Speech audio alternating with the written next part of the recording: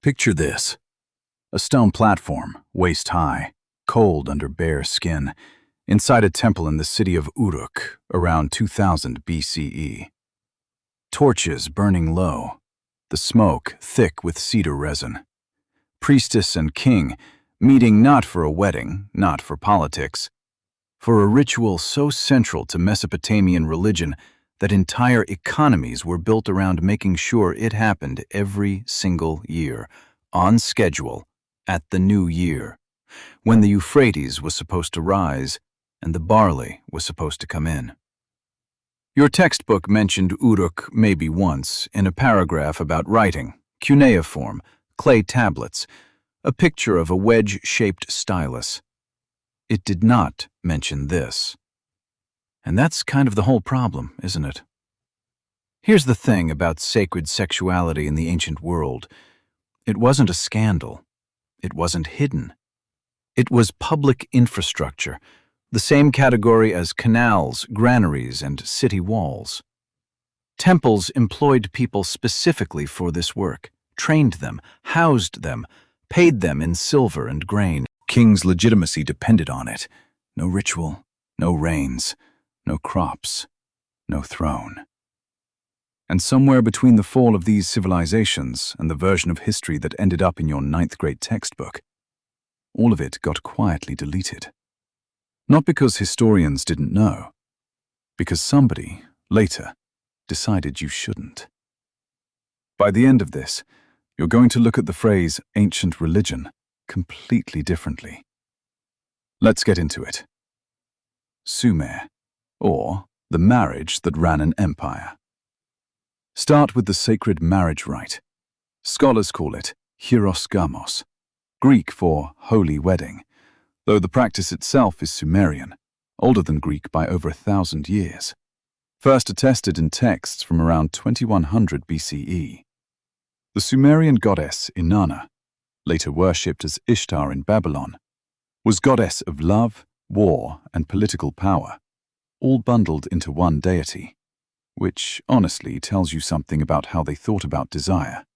Not separate from power, part of it. Same statue, same temple, same festival. Every year at the New Year festival, the Akitu, 11 days of processions, animal sacrifice, and reenactment of creation myths, the king of Uruk would ritually embody the god Dumuzi, and a priestess, sometimes the En-priestess, a role of serious political weight, land ownership, and administrative authority, would embody Inanna. Their union, consummated in the temple on a raised bed, sometimes described in texts as decorated with fine wool and cedar, was believed to guarantee the fertility of the fields, the flooding of the rivers, the prosperity of the entire city-state for the coming year. We have actual cuneiform tablets describing this, hymns, some dating to the reign of King Shulgi around 2000 BCE, praising the rite in language that is unmistakably erotic and unmistakably sacred at the same time, comparing the king's embrace to date palms heavy with fruit, with no contradiction felt between those two things. Now, here's the complication, because there's always one. Scholars genuinely debate how literally to take these texts. Some argue the marriage was performed symbolically with statues standing in for the human participants in later periods, the king simply presiding over an image. Others think the early rite was fully physical, an actual night in an actual bed.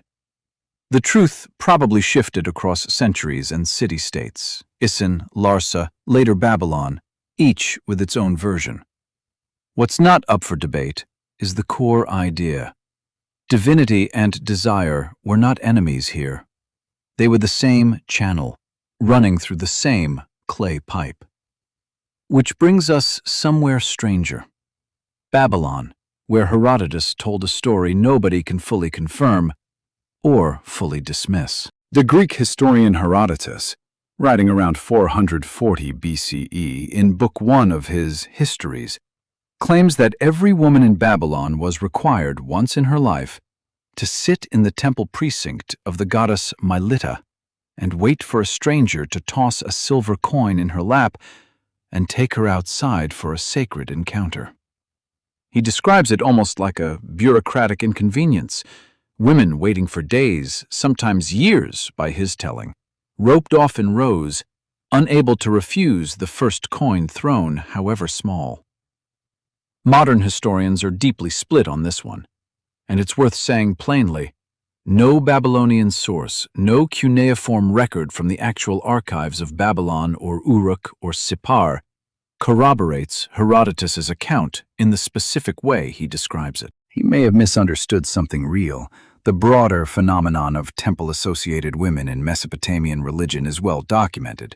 Women called Kadishtu or Naditu, with genuine, varied religious functions. Or he may have been repeating second-hand Greek gossip about a weird foreign custom, a genre the Greeks loved, the ancient equivalent of a viral rumor about a country nobody in the room had actually visited. The honest answer is, we don't know. But the fact that this one story survived for 25 centuries, got repeated by Christian writers like a few of the early church fathers as proof of pagan depravity, and became the go-to gotcha about ancient religion in Western imagination, that tells you more about how later cultures wanted to see Babylon than about Babylon itself. Which is a pattern you're going to see again and again today. India, where the Devadasi were dancers, priestesses, and something the British could not stand. Move to South India, temple complexes like the ones at Puri in Odisha and the Brihadiswara temple at Tanjore, some active from at least the 6th century CE onward, some inscriptions naming specific Devadasi and the land grants given to support them. The Devadasi, literally servant of the god, were women dedicated to a temple deity, trained rigorously from childhood in classical dance, music, and ritual, holding genuine religious authority, and, in many periods, financial independence and property rights, unusual for women anywhere in their societies at the time. Their role sometimes included ritual sexuality connected to fertility and royal patronage, and some Devadasi did take human patrons alongside their symbolic marriage to the temple deity. But, and this matters, reducing Devadasi purely to sex workers, which is exactly what British colonial administrators did, starting in the 19th century, badly misrepresents the actual religious, artistic, and social complexity of the role. These were classically trained performers, whose repertoire is a direct ancestor of Bharatanatyam, a dance style codified in the 20th century and still performed on stages from Chennai to New York. The British colonial government, working with reform-minded Indian elites, banned the Devadasi system through legislation in the early 20th century. The Madras Devadasis Act of 1947 was the final formal blow, though pressure built for decades before that, framing it as temple prostitution, meaning moral rescue. What actually happened was the destruction of a centuries-old, female-led religious and artistic institution, replaced with nothing. No new path to the same independence, income, or status. The women weren't liberated. They were unemployed, stigmatized by a label the colonizers invented for them, and in many cases pushed into the exact economic desperation the reformers claimed to be preventing. Greece, where the hetera ran the room and everyone knew it. Athens, 5th century BCE. Symposium, literally drinking together. A private gathering of elite men, wine cut with water in a shared crater. Philosophy, music from a flute girl, reclining couches. Wives weren't invited, kept largely to the women's quarters of the house. Heterae were. These were courtesans, but the word undersells it. Educated, sharp, capable of debating politics and poetry, sometimes wealthier and more independent than the citizen wives confined to the household and legally unable to own property in their own name. Aspasia of Miletus, partner of the statesman Pericles in the mid-5th century BCE, ran what ancient sources describe as an intellectual salon, reportedly debated rhetoric with Socrates, according to Plato's dialogue, Menexenus, and became one of the most talked-about women in Athens, praised by some ancient writers for her intelligence, mocked mercilessly by comic playwrights like Aristophanes, blamed by others for supposedly influencing Athenian policy, and even pushing Pericles toward war, which tells you Athens had exactly one move for a powerful woman: make her a scandal, put her in a joke, shrink her down. There's a religious layer here too. Some hetairai were associated with sanctuaries of Aphrodite, and Corinth in particular had a reputation, likely exaggerated by later writers, including some Christian polemicists centuries after the fact, for temple-linked courtesans numbering in the hundreds. The wild part is that the actual historical record, thin and contested as it is, shows something more interesting than utopia or exploitation. It shows women finding narrow, specific channels of real power inside a deeply restrictive system. And religion was one of those channels, maybe the widest one available. Rome, where the Vestals prove desire and sacredness, cut both ways. Flip it entirely with Rome's Vestal virgins, priestesses of the goddess Vesta, 6 of them at any given time, sworn to chastity for 30 years, starting as young girls chosen from elite families, tending the sacred flame in the forum that supposedly protected the state itself, its extinguishing treated as a national emergency. Break the vow, and the punishment was being buried alive in an underground chamber near the Colline Gate, with food left beside her as a legal fiction, so the state could claim it hadn't directly killed her. This happened to at least a handful of documented Vestals across Roman history, including cases during the reign of Domitian in the late 1st century CE, and earlier under Augustus. Here, celibacy itself was the sacred sexual rule, inverted from Uruk, inverted from the Devadasi, but built on the identical premise that a woman's body, whether given to a god through consummation or withheld from all men entirely for 3 decades, was a direct channel to the state's fortune, its harvests, its wars, its survival. Same logic, opposite instruction. That's worth sitting with for a second. Polynesia, or the role the missionaries tried hardest to erase. One more stop, because this one rarely makes it into any Western account at all. Across parts of the Pacific, Hawaii, Tahiti, the wider Polynesian world, some societies recognized a third gender role, the mahu in Hawaiian and Tahitian contexts. Individuals who held specific spiritual, cultural, and sometimes ceremonial functions, teaching hula, preserving genealogical chants, occupying a recognized social position that didn't map onto European binary categories at all. When Christian missionaries arrived, starting in the early 19th century, the American Board of Commissioners for Foreign Missions sent its first group to Hawaii in 1820. They didn't just disapprove.